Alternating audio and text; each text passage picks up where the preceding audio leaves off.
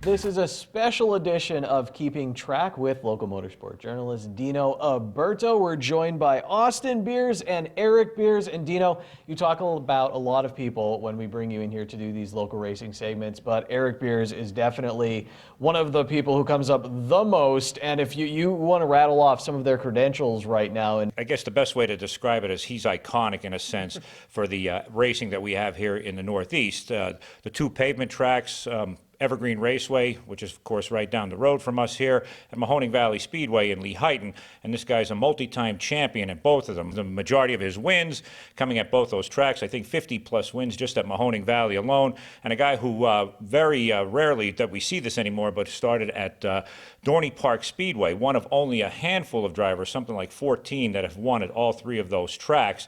And now he's nurturing along his son, Austin, over here, who the last 2 years is a champion at Mahoning Valley Speedway, in the hobby stock division, in the sportsman modified division, and now running full modifieds along with his father. Austin, you told me you started around, well, three, you said five, and you said three, I believe, is when he started. Regardless, you said it started with pedal cars. What is that? How did you get your start? Basically a sheet metal box that has wheels and you pedal it. Do you remember any of that? Yeah, I remember some of it. Yeah, I was 4-time champion in it. Nice. So a lot of championships. Dino just rattled off all the accomplishments of your dad. Did you ever feel pressure in that name? Did you guys have a talk and it was like, don't feel that pressure? Is it just you've always enjoyed racing? It was, I want to be out there and I want to do my best. Yeah, I just always enjoyed it, and he never really put pressure on me. Just go out there and don't wreck the car. You know, run right and get respect from the other people. I know over the years, I think that's one of the keys that has made you such a great driver, because you show the respect. Sometimes it's a little difficult at times because it is short track racing, but respect goes a long way in this game.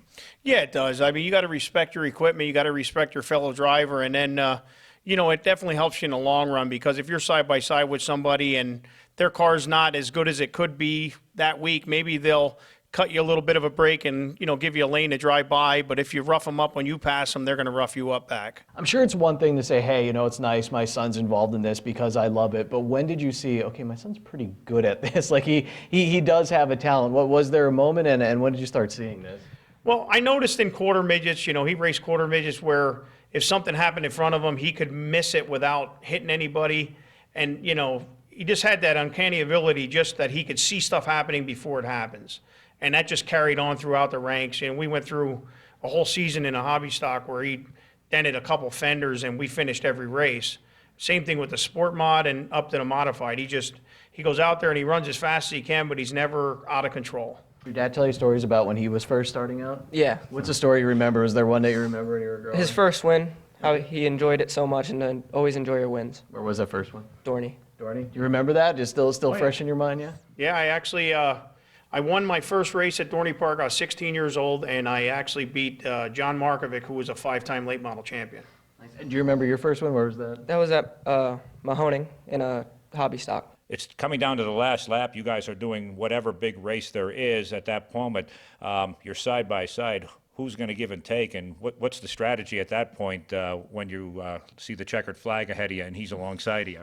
Well, once all bets are off, it doesn't matter to me who I'm racing.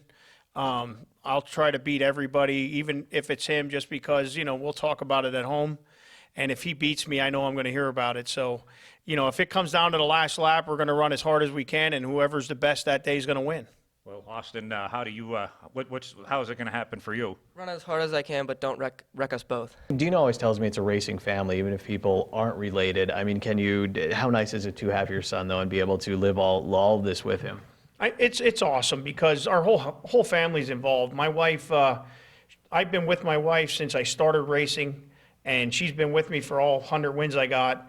And she actually is at home right now cooking the food for the crew guys for tomorrow, so they have something to eat while we're at the track. And my daughter will go along to the track, and she gets all the lineups and gets a transponder. She's like, we call her our team manager. She raced for a while, and then she hung it up to go to college, and now she's our team manager. And she makes sure what heat we're in, what spot we're in. She makes sure everything goes smoothly, and it's just a team effort all the way around. And I think it's just so important, the family aspect of what we do in our sport, in short track racing, the Beers, we talk about the Spencers, he mentioned the Markovics, and it just goes on and on. His mother was even a powder puff champion, Dorothy Beers, and we lost her earlier this year, but that's how important racing is to this family. But what they do is important to all the fans as well, because they're the ones that keep bringing them back into the seats. So I thank them for that. Guys, thank you for coming in and sharing your story. There's so many interesting stories about local racing and local drivers, and guess who's telling those stories? Dino Alberto. You can read them in the Standard Speaker and watch him here on Community NEPA News and SSP TV News.